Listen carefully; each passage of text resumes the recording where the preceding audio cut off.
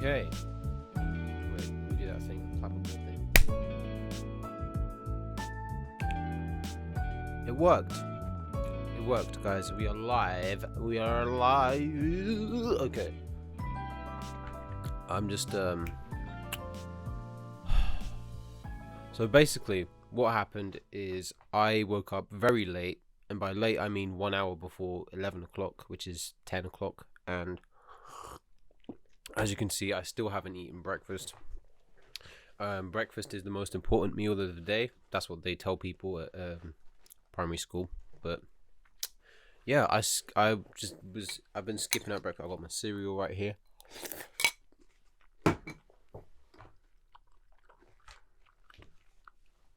This is absolute chaos right now.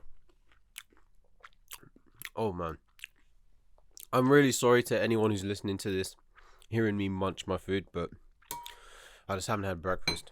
But anyway, hey guys, how is everyone doing? I am very good. I'm actually I feel very responsible this week. Responsible for a lot of bad things. But no, I mean, I've had, a week to kind of review like how I feel about everything I talked about last week. And I feel like right now I've kind of had a bit of a mind shift where even not even to do with work, but just with anything, I feel like I've kind of had to step up and be a bit more responsible for myself, in terms of things like, just being late or something, not happening. I just feel like I'm at a point where I can just confidently accept full responsibility for something that happens, which is a hard thing to do, and it's especially hard to tell the truth, and kind of be not really in trouble for it, but I guess kind of reprimanded, whatever. But than it is to lie. And it's not like I've lied so much, it's just more that I kind of maybe don't even take that responsibility. So like, for example, say if you're late for work, I know, like, I get that transport sucks, and I experience it, so but yeah, that was horrible. But transport sucks, and for me though, I think if I'm late,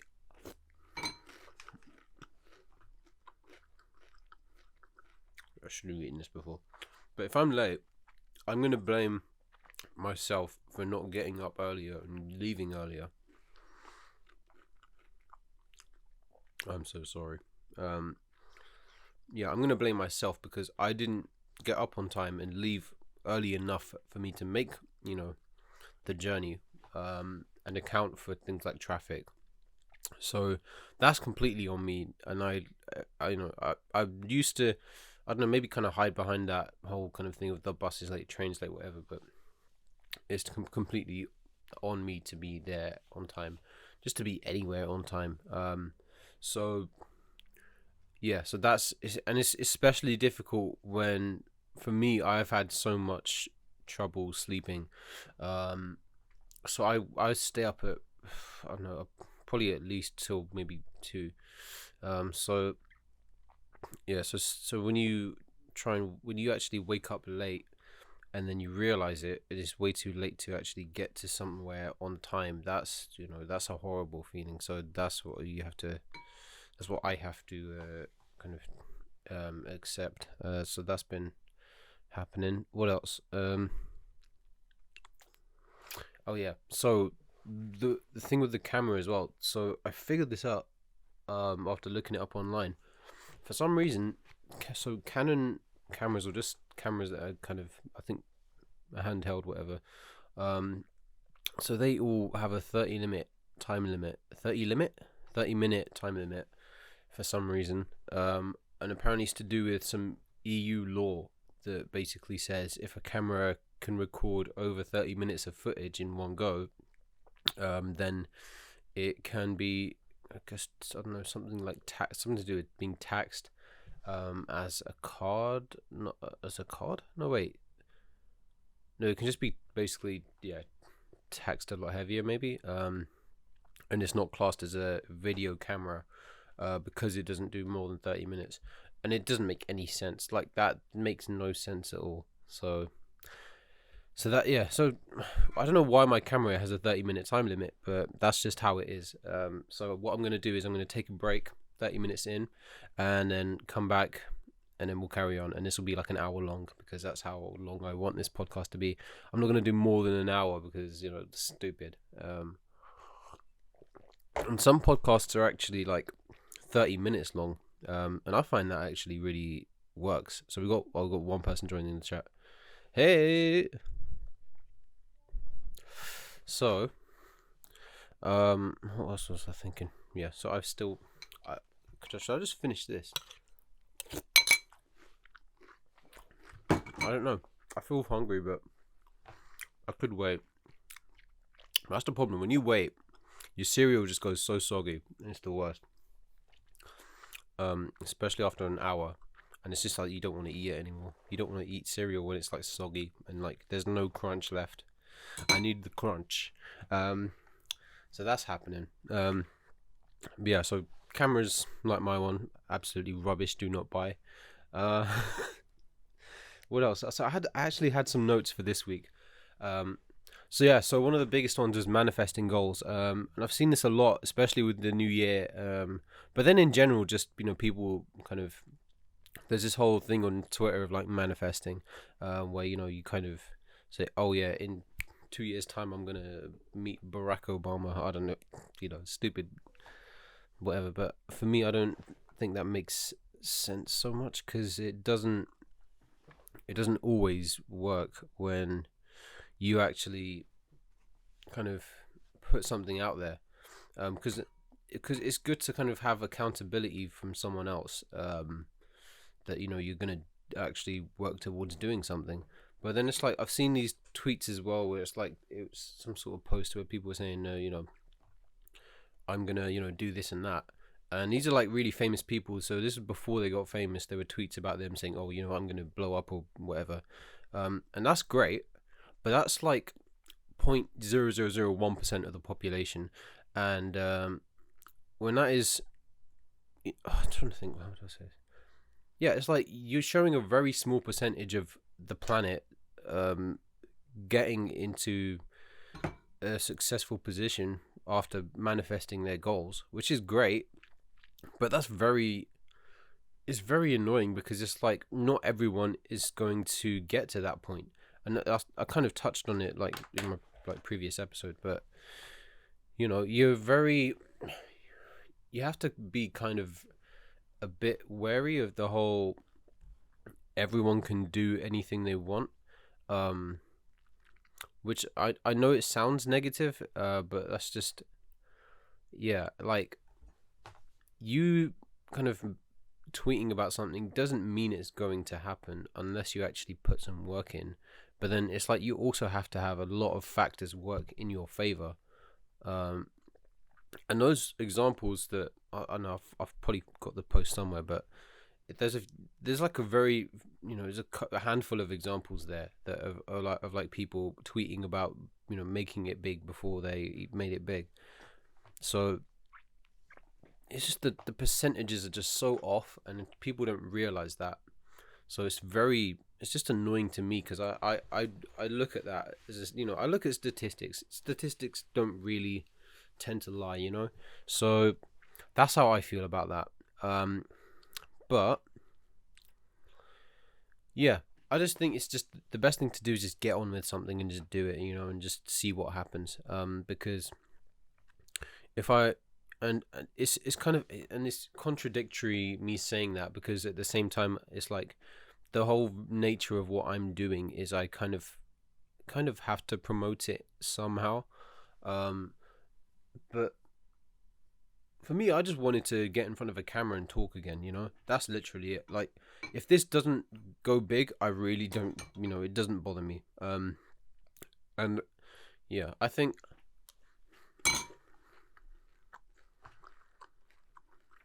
I need to put a warning for cereal killing happening right now. Get it, cereal. But well done. Yeah, it's just the whole thing of you have to just put it into perspective and really think, okay, that this is great, but they're literally a very small percentage of the population. And there's guys like, I think, I don't even know, like famous singers or whatever, but yeah.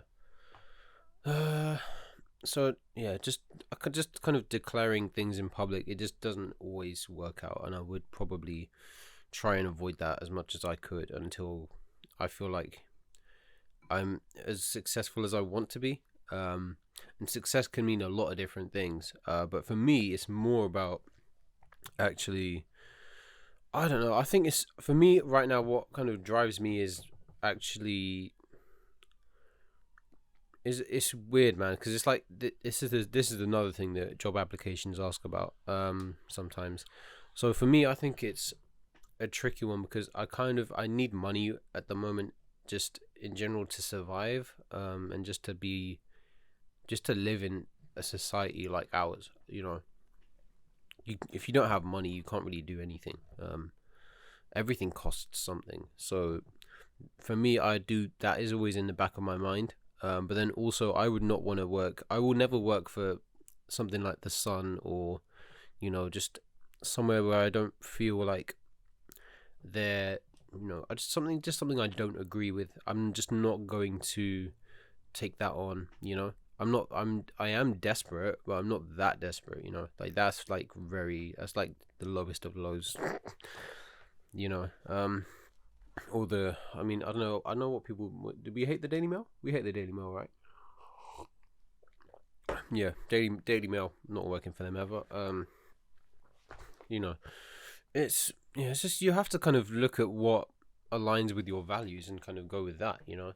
um there's no point, even with your job, as even if it's not something you completely enjoy, if it's something that kind of agrees with your own values, then it's not a bad thing to be doing it. um and that's the thing. I think morality with a lot of anything that we do now is kind of, it's just not a focus, and that's just how it is. But I do kind of tend to think, okay, would I would I want to sell something that's just gonna kind of put harm in people's lives? I don't know. Or just kind of be, what's the word? I don't know, if not offensive, damaging. Yeah, that's it. I think it's just anything that's kind of damaging to anyone is just, I just don't want to be involved in that, pretty much. Um, but then obviously you got sort of situations where sort of companies are funding, sort of military regimes and activities or something like that. This whole thing of boycotting companies, and I think that's a really kind of good idea, and I think it's something that would definitely, if it managed to really kind of gain some traction, then it would definitely have an effect. But I feel like consumerism is so vast and strong in it's just the way that it is, that I feel like it's just gonna struggle to make a difference. It's like it comes back to the percentages thing. It's like if 1% of the population was boycotting a company, that there's still 99% profit that they're making. But I mean, maybe the percentages are a bit bigger, but even still, it doesn't feel like there is a lot of difference that we can make as people, in that regard. So that is annoying as well. I just spilt milk. I have to wipe that. But oh, by the way, so last week I had green tea. This week I have oat milk coffee, which is nice. Oat milk is actually really good, but I'm trying to kind of move away from dairy right now. I really, not even just for my skin, but just maybe kind of one day I would love to be vegan. But obviously meat, it's just, I don't know, it's kind of part of, I guess, most Asian cultures. And then I guess, like, I know a lot of I guess this in Islam they have like meat that they eat and stuff. So that's the thing. So for me, I've always grown up eating meat, and still do. So yeah, I don't know. It's quite tricky because there's so much dairy stuff out there. Like what am I trying to think of? So like milk, cheese, yogurt. To be fair, I've probably had all three of those this week, which really sucks. But milk I've started to kind of cut out because it's just a lot of there's so many different milks out there and you can just try them all and see which ones suit you. But for me, oat and coconut, fantastic. So yeah. Oh, okay. So this is random, but I was looking up. What was I thinking? I don't know. I was in the bathroom and then I just randomly thought of silverfish. Have you heard? Do you remember silverfish? I don't know if anyone's heard of those. But silverfish, these really nasty bugs. Let me see if I can get a picture up. This is going to be disgusting, so I'm very sorry. Oh, okay. So I mean, so the Google results page kind of says everything. It's just these really nasty looking bugs. And they're so small. They're like so tiny. They're like that small. But look, when you see one in person, it makes you feel sick. Like, so that was disgusting. And how did I? Yeah. So the reason why I was thinking of that was because I just looked up something to do with Silver the Hedgehog, and then I just thought silvers and then silverfish, and yeah, that's my train of thought. It's just completely disgusting. Just thinking about silverfish, and now I'm going to think about silverfish when I'm eating. Silverfish are disgusting. So, yeah, there's that. But that's pretty much that. And so this week I did actually want to talk about wrestling. And I think because it's the Royal Rumble this weekend, and then obviously things are going to start building up to WrestleMania for WWE, and then also I guess with AEW as well, because they're doing quite a lot of cool stuff at the moment. Yeah, I have notes. Let me look. Okay, yeah. So with wrestling as well. So I the sad thing is I'm probably not going to be able to do a lot of classes for a long time, just because of my schedules at the moment. But I did kind of get to do one this week, and one of the biggest things from that I took away was self-awareness. So I had a wrestling class this week, and one of the things that I took away from it was self-awareness, where you actually make a mistake, and you're there to make mistakes. You're there to learn. You're there to get better and improve. So when you make a mistake, you actually correct yourself and kind of own up to it. And it comes back to responsibility as well, where you actually look at yourself and sort of almost instantly think, oh, wait, I did this wrong, or oops, I need to change that. So having that kind of thought process of like very quickly realizing like I've messed this up. What do I need to do to fix it? That kind of can be very powerful, because you actually, you instead of having someone correct you constantly, or someone tell you, okay, this is what you're doing wrong, or whatever. Which I mean, I don't even know if that happens. Oh dear. So much, yeah. But so yeah, so that's a really, if you, I don't know how many people have this, but self-awareness of just, realizing where you mess up almost instantly, as well, is a really cool skill to have, because you'll just pick up stuff so much faster. So that's a cool thing to kind of take away from there. And yeah, so the only problem with wrestling is I've probably mentioned it more than a few times now, and I'm mentioning it right now.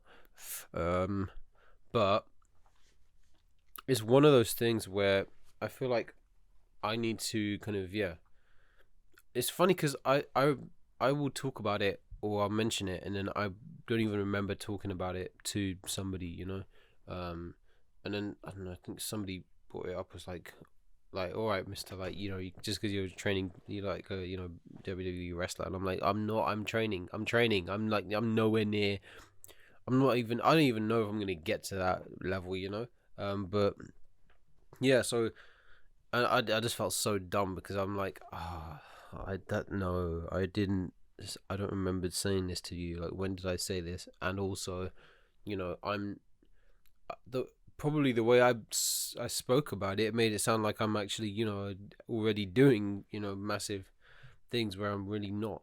Um, so from that, I kind of realized, yeah, just kind of I need to maybe not talk about things so much and don't like hype it up so much. At least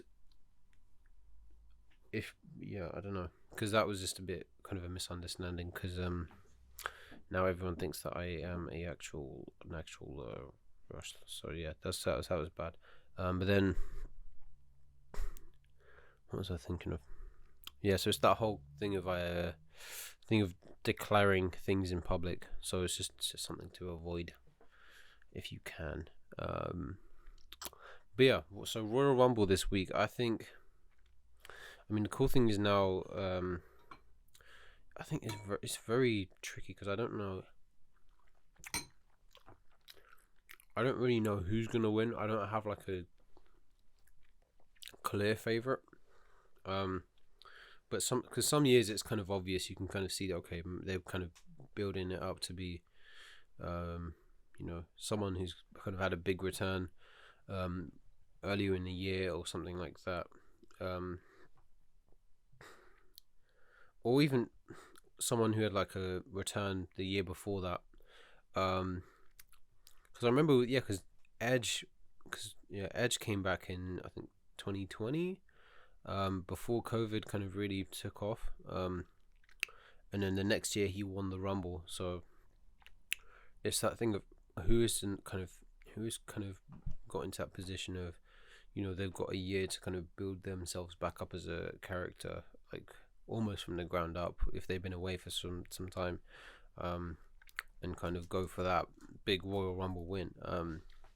So for those of you who don't know what a Royal Rumble is, it's a 30-man match where sort of one by one, people enter the ring, every 60 seconds, 90 seconds, I can't remember,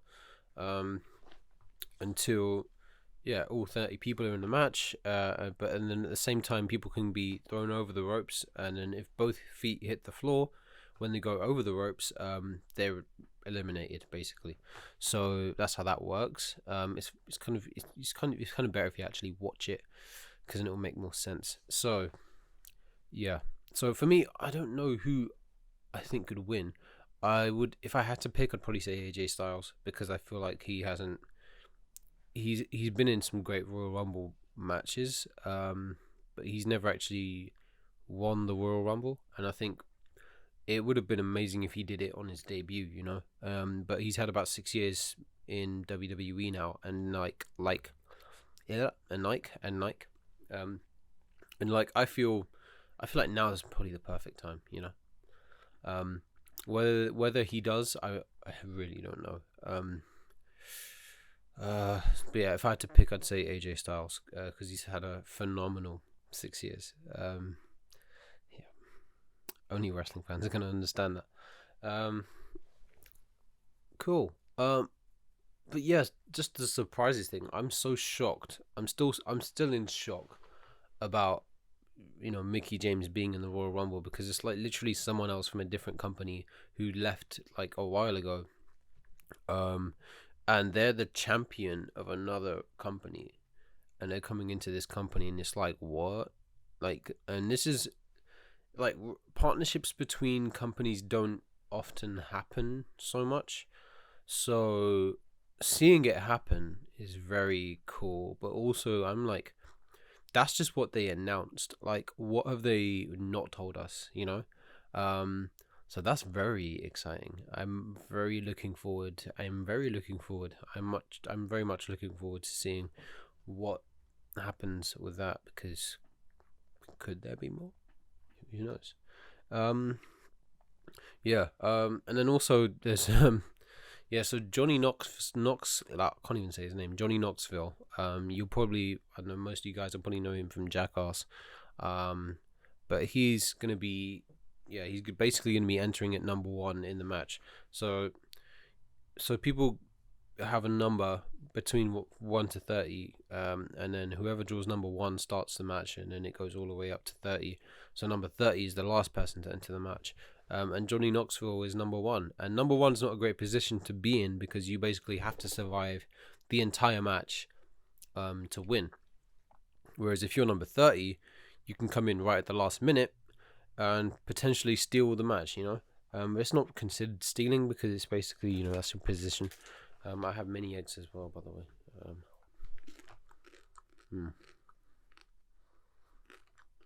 I needed that. One's good. No more. It's so crunchy as well. This is turning into an ASMR video, and I really apologize for that. But it's probably even worse if you're listening to this on audio, because then you're just hearing me, munching away, and you have no kind of visual reference. So that's very weird. But I mean, Johnny Knoxville's known for doing crazy dangerous stuff, and this is probably one of them. So I'm curious to see whether he gets like smacked around and just like thrown about, because I mean, why not, And how old is he? Not that age has anything to do with it, but I mean, dude, he's 50. I mean, hey, credit due to him, man. Like, massive props for that. I mean, at 50, stepping into that. I know he's done dangerous stuff, but actually, when you've actually done kind of things like, falling on your back and that sort of thing, and taking hits, I think Johnny Knoxville is probably gonna. He'll probably enjoy that, being a daredevil, as big as he is. Hey, people in the chat, how's it going? There's only one person. So it'll be very weird seeing what happens with the Royal Rumble this weekend. So I'm excited to see that. And also just the other matches. Like you got Bobby Lashley, Brock Lesnar, you got Roman Reigns, Seth Rollins. So it's looking really good. It looks like it's gonna be a classic show. So I'm excited to see that. But then also AEW did some cool stuff this week. I saw like the ladder match. It was like basically a two title ladder match where 2 people were champions, but they kind of needed to figure out which one's the real kind of one. So that dude. Oh, cool. So this is the first time. Hey, Melissa. So I'm basically recording a podcast. And this week we're kind of talking about wrestling, because it is Royal Rumble weekend. So so what am I thinking of? I'm trying to think. So ladder matches, and here's the thing with wrestling, I don't really watch it in full anymore. Like I kind of watch the highlights on YouTube, just because it's like, because when you think about like with WWE, there's like what 3, 4, 5, 6. Like up to maybe 6 hours of content a week, and that's quite a lot to get through. I think maybe even 7. And it's just like I don't have the time for that, I wish I did, but I don't. So I just kind of watch highlights on YouTube of all the kind of wrestling things that happen. So if you don't watch wrestling that much, you don't have to feel bad about it or whatever. Like it's just you can catch it on YouTube, and you don't really miss too much. But yeah. So I saw that was pretty cool. And then CM Punk, man. CM Punk has just had this amazing comeback, and like I still can't believe he's actually back. So that is amazing. Oh god. So the camera just turned off again. Okay, so the camera just turned off again. This camera has a 30-minute time limit, like I've mentioned previously, but yeah, that sucks. So anyway, So CM Punk being back is awesome. Sting is like he's, I think, how old is Sting actually? So Sting was around during WCW, which I don't know if you guys remember that, but that was like probably the late 90s, I would say. But he was kind of the 90s. He was around. So Sting wrestler. Let's see.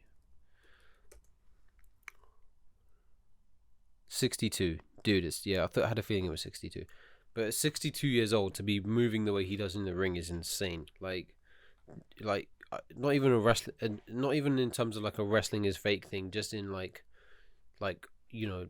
imagine being 62, jumping 10 foot on 6 feet in the air, whatever, and it's like falling through a table. At 62, that's insane. Like when you really think about it, imagine you're 62 and you're like doing crazy stunts like that. So it's really cool to see that. And then also, I don't know if you guys have heard of this guy called Danhausen, but Danhausen is the funniest like guy I've ever seen in wrestling. I mean, at the moment he's so entertaining. And just so he made a little appearance on AEW, and I thought it was just brilliant. Because he just shows up and he's just hiding under the ring. He just shows up and he walks away. It's like, yeah, brilliant. I just love little cameos like that, just cameos in general. There was actually a really crazy. I didn't even realize this was a thing until like literally like a couple months ago. But Sam Raimi is actually in. Is it Spider-Man 2? There's like a bit where like Peter kind of kneels down and grabs his bag or something, and then he just gets like smacked in the face with the bag. And apparently Sam Raimi was one of those people. So that is funny, man. Just little cameos like that you just don't kind of even. There's ones that you do realize and ones that you don't realize are actually cameos, and so that's really cool. I love when people do that, just put little touches of bits in there, and it just kind of, it doesn't affect anything massively, but it's just part of the story, little things like that. So what else is there? I think that's kind of all I wanted to cover with wrestling. But yeah, hopefully I can get my timings right and not have the camera die on me again. But yeah, there we go. So the problem is, because I've structured this now, I don't really have a lot to talk about that I can think of off the top of my head. But I'm gonna carry on anyway. Let's kind of see, because I think the one problem with recording a podcast is, you want to. Oh God, yeah. So you really want to make sense of what you're talking about. You don't want to be just rambling on, which I'm kind of doing. And you want it to, you want everything you're saying to be clear and to make sense in a kind of even out of context way, I suppose. So yeah, so it's just having structure. Kind of, it can be a good thing, but then also it kind of leaves you a bit closed off for kind of openness. Wow, what a sentence. But yeah, and then also with podcasts, I think for me it's like a podcast kind of, I would define it as something that's on streaming platforms for audio, as opposed to just YouTube. And like I kind of thought about this myself, like it's not a podcast unless it's on Spotify now, so that's kind of why I kind of had to kind of figure out, how do I get this on Spotify, that sort of thing. And it's really not a big deal, like I see, I saw like, I had one comment saying like, OMG, that I'm on Spotify. But honestly, it's like, I can't tell you how easy it is to do it, because it really, like, it's just like, if you can figure it out, how to use social media, I think you can definitely get your stuff on streaming platforms, and not even for that much, or for free if you wanted to. There are definitely ways of doing that. And it's one of those things where it comes back to, I guess, being a creative and actually kind of wanting to put your stuff out there. Not really for any sort of gain, but more just kind of have other people enjoy it, because that's what I feel art is for. It's for other people to kind of enjoy. But obviously, art can mean different things to different people. It could just be something that you make for someone else, or it could be something that you want everyone to see, or just something that you want to just make for yourself, and just that's it. Nobody else has to see it. And then there's like the very what's the word? I don't know. Very out there kind of arts that I don't really want to get into. But yeah, art is, I think if you want to put your stuff out there, just do it, and don't even think about, how many views am I going to get or anything like that. Because I mean, even though it is in the back of my mind, I kind of think I'm just starting out. It really doesn't, it doesn't have a massive effect on me whether, I don't reach, if I don't reach 100 views, that's perfectly normal, because it's just, I'm starting out, and yeah, so that's the thing. If you want to become a better video editor, if you want to improve at video editing, here's what I would say. I would say just start doing it, and just don't even think about, oh, this is going to be rubbish, or this sucks, or I'm not good at editing. Don't even bring that into your mind. Just do stuff, create something, and just let it come out, and just do things that you want to do, work on things that you want to work on, and it will come over time. You just have to keep doing it and doing it and doing it, and you will get better, as long as you're kind of willing to kind of take on new techniques and learn new things, and just kind of look at what you're doing and think, how can I improve it, but then also kind of look at different features of a video, so things like filming, editing, but then also things like titles, colors, and have a play around with it and experiment, because you're not going to really push the limits of your creativity, regardless of how creative you are. You're not going to really push the limits of what you can do if you don't experiment. So I would say just push yourself. I would say just jump right into it and just really get a feel for the software or whatever it is that you're using, and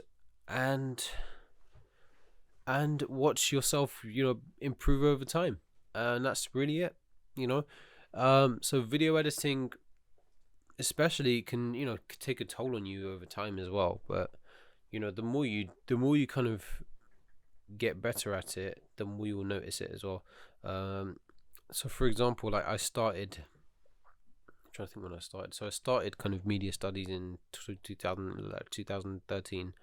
So that's kind of, but even before that, I was doing little kind of videos here and there, like stop motion. I used to do when I was a kid. What else?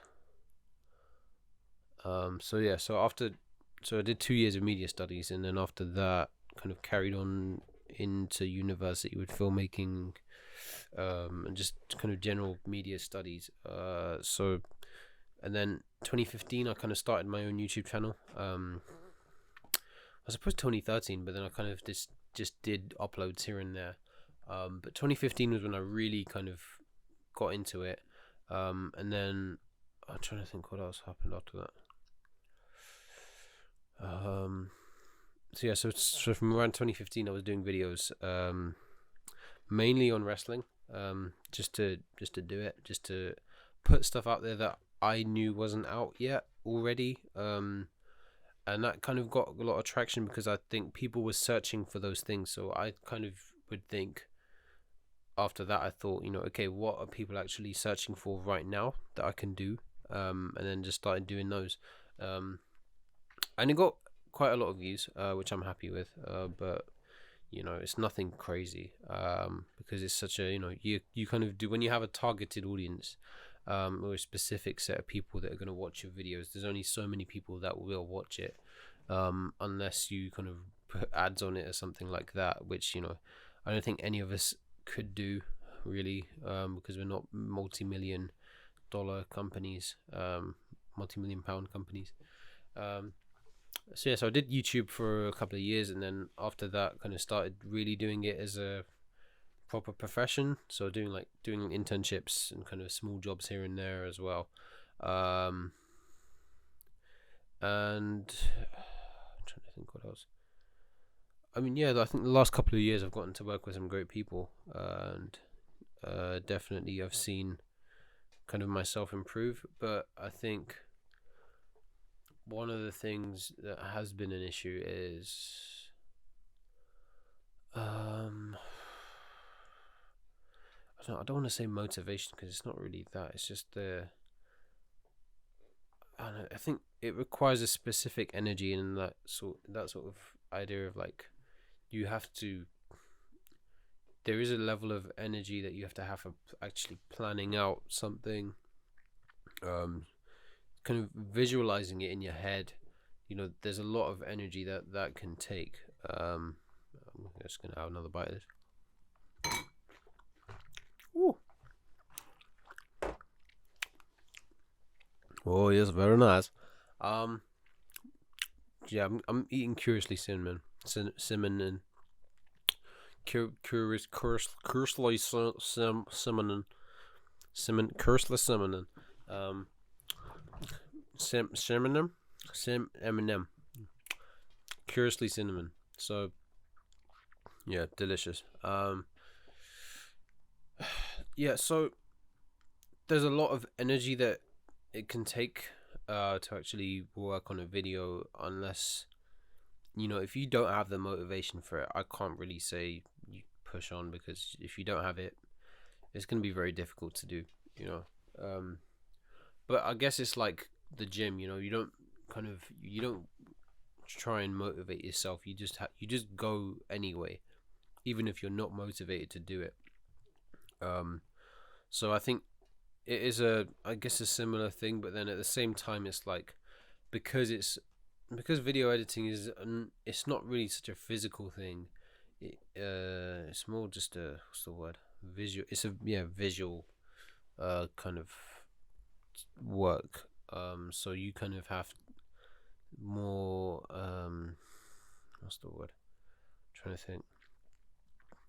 Yes, I mean, with exercise it's like you have the ability to kind of move and kind of shift yourself from doing a certain thing and doing something different, whereas with visual kind of work, is where you're not really doing so much physical activity. You're just kind of stuck in one position, I suppose. So yeah, there's not much variety in how you can do it. You can't be like, I don't know, maybe you could cycle and edit at the same time. I don't know if you have a cycling desk. um I mean, now they have like shelves that can kind of raise themselves up, and that's so cool. If I need one of those. If I can ever get one. But yeah, it's just a case of just do it and enjoy it. And if you don't enjoy it, just kind of step back for a bit, and that's okay to do. But the only way to know whether you'll really love something is kind of doing it for a little while, at least, a couple of times, just to see how you feel about it, really. Because maybe the first time you did it, but you didn't really get a feel for it, because you're kind of just starting something. So yeah, it takes a couple of goes maybe to kind of really kind of kick it off and just get things going, to a point where you can sort of say, okay, I've done it a few times now.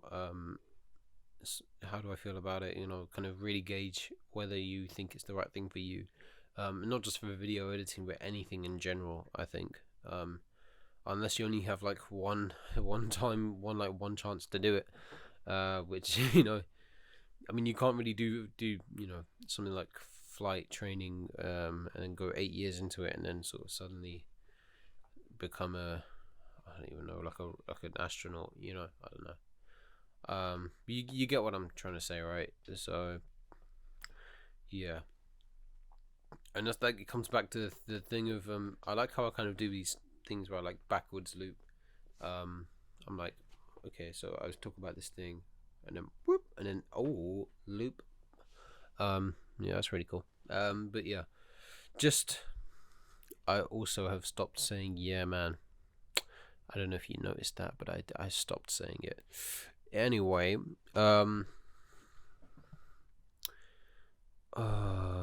yeah. So just doing something is the only way to really get better, and not telling people that you're doing something, and that's pretty much it. Um, so that's yeah. So that's pretty much my kind of insight into video editing. But that's something I've kind of sort of started to move away from a little bit. Not only just because of the kind of repetitiveness of it and maybe the strain of it, which is a weird thing to say because the variety of projects you can work on is insane. Like there are so many ideas for videos that you could do. But if you kind of feel like you need to change your pace, I kind of felt that way where like I wanted to move into more kind of graphic media. What does that mean? So graphic design and social media, because I think that's a lot less taxing to do because you're not focusing on like a massive amount of footage. Even like a minute of footage, that's a lot of frames, whereas sort of graphics are just like, most of the time it's just one frame, that's it, one frame to work on, and then you can do a lot of those, where you have a lot of variety as opposed to in the same probably length than you would like a video. So that's quite cool, and I think you can, I guess, be a lot more creative when you only have to work on one frame because it's not a massive amount of effort being put into like a whole load of frames that make a video essentially. So I do like that side of graphic design, because it does let you be a bit more refined with how you do things. So I think that's really cool. And then social media, we all probably, if you're watching this, you probably use social media, right? So yeah, I just, that can be, people do probably find it fun, but it can be hard work actually. What am I thinking? Just managing accounts, just posting on them, and I guess just promoting things and just kind of interacting with your fans and your fan base. But I do enjoy that. I do get a real kind of sense of enjoyment out of having that ability to reach people, connect with other people, and actually give them some cool content to kind of consume. So I think that as a whole, it's a lot more engaging as an activity compared to sort of video editing. So I've kind of shifted more towards that in recent times, but it's not like I will sort of stop doing videos. I'm doing it right now. But I think it's just whatever you can kind of get started on as easy as possible, and then kind of work your way up from. It's probably what will kind of get you going and get you sort of hitting your ambitions, or your or just getting some more experience. So yeah, I think that's pretty much where I am at in terms of creativity. So yeah, it's cool, man. It's cool. What else am I thinking about? Oh, also wrestling, to do with wrestling, I guess. John Cena in Peacemaker. Like, that is the funniest like show I've seen in a long time. And it's so natural, and the way that it's directed and the way that the way that it's written, I almost feel like most of it, if not half of it at least, is improv. And I don't know, maybe just because the writing, it feels so natural. It just feels like just people hanging out having a conversation, but then also kind of driving this story forward. But obviously I've just had to watch YouTube clips. I can't really, we don't have HBO Max in the UK, but you know, there are, I'm not gonna get into it, but yeah, but yeah, just James Gunn. It's just such a good director. And from the Scooby Doo films to Guardians of the Galaxy, I think he's just done such a great job with what he works on. And Peacemaker and John Cena. John Cena's just hilarious. He's such a natural like comedic actor. So it felt like the perfect role for him. And it's just a fun time, man. Vigilante's my favorite. Because he just reminds me of like Andy Samberg, but just a bit more violent. I suppose. So yeah, he's a cool character. He's funny. But he's also completely, I don't know, what's the word? Out there. Yeah. So that was cool. Hey Chris, I'm good. I'm good, man.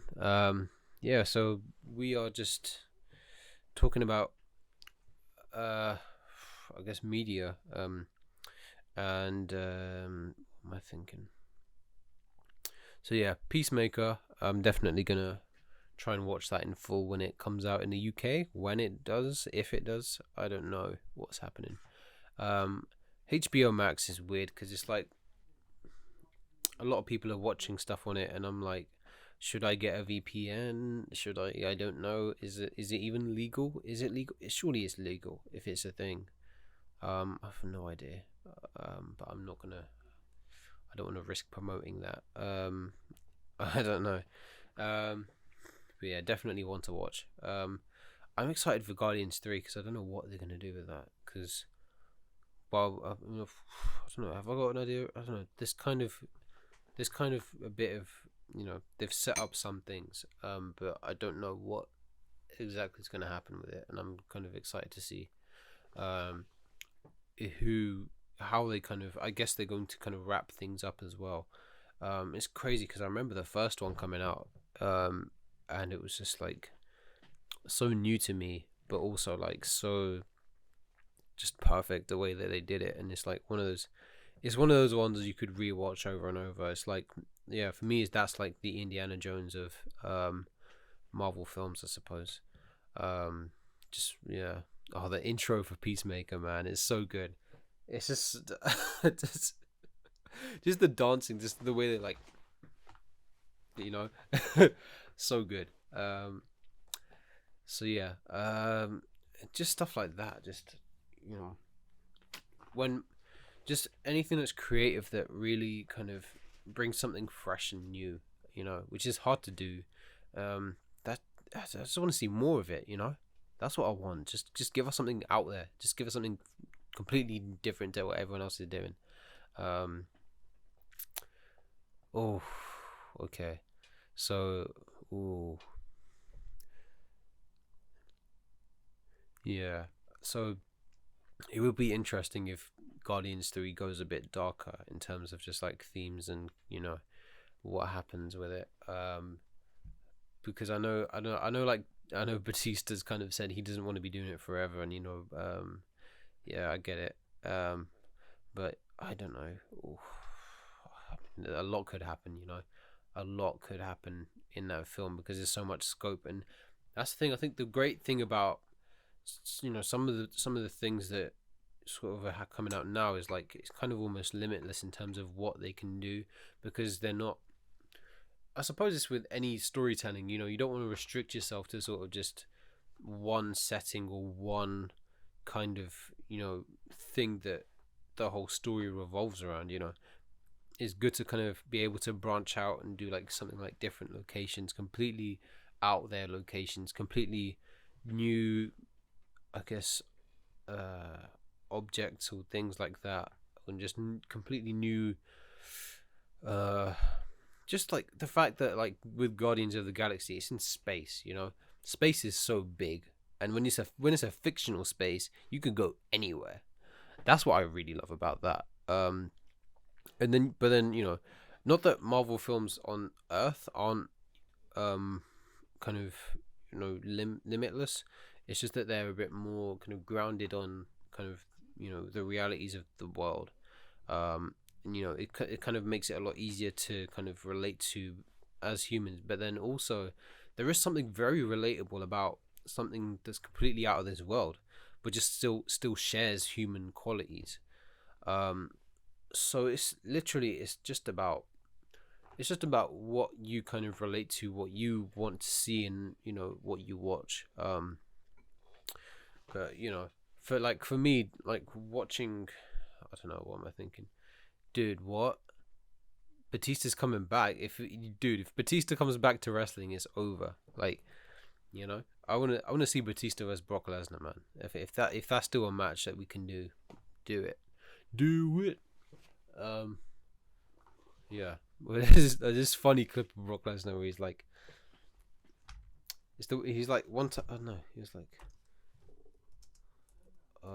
it was like him and the Undertaker. They were just like in the ring, and then Brock Lesnar just like grabs the mic and he's like, "Let's do this," and it's like his voice is cracks. It's the funniest thing ever. Oh, oh man, that is so good. That is funny. He was like, "You're here, I'm here. You're here, I'm here. Let's do this." It's like so good. I'm gonna download that and put it in this thing. But yeah, I think, I don't know, man. I mean, how old is Batista as well? Because it comes back to the age thing as well with wrestling. Because I'm curious if he's not even, dude. He's 53, right? And I get that he's a heavyweight, but if Sting at 62 can do what he's doing, I think Batista can definitely carry on and come back. I hope he does come back. Maybe, I mean, I don't know. He's kind of said he's done with it, but it would be cool to see him do one more. If he's up for it. AEW is great. AEW kind of it's a different feel. You get, I think that it's a lot more. I think there's a lot more variation in terms of characters, I suppose. But then also the presentations it's a very different style. And the wrestling as well. There's a lot more, kind of variations of wrestling. There's, slightly more technical, I'd say, because they've got like some, they've got a lot of the XWE, WWE guys, but then they've got a whole bunch of new people that have these really unique characters. There's like, a cowboy who's like completely, changed, like, our concepts of masculinity, and I think it's fantastic seeing that. And then also, there's a lot more representation, I suppose, but then there's been kind of, a bit of, I don't know. I think both companies could, I don't know, man. Representation is difficult because I think one person could speak, for themselves, and then, but that doesn't reflect on the entire kind of company when it comes to that sort of thing,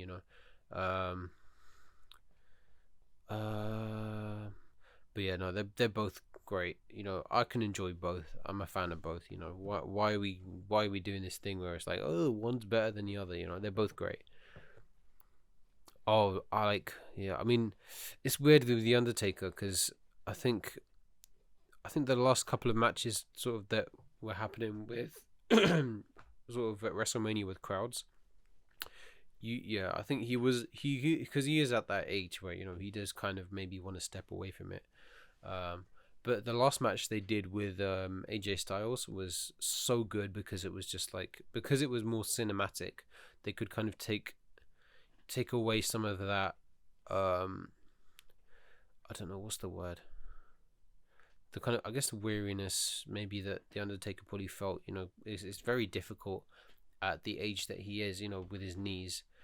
Kind of being able to kind of really be as active as he was. But he did such a great job with his last match that I thought it was the perfect send off.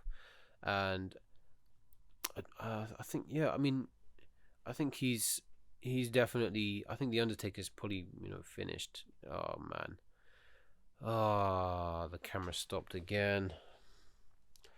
So my the camera stopped again. this 30-minute time limit on my camera. I don't understand it.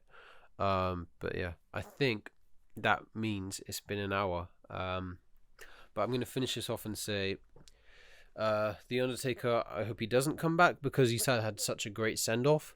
And he had such a great kind of wrap-up of his character, that I think Batista could definitely come back.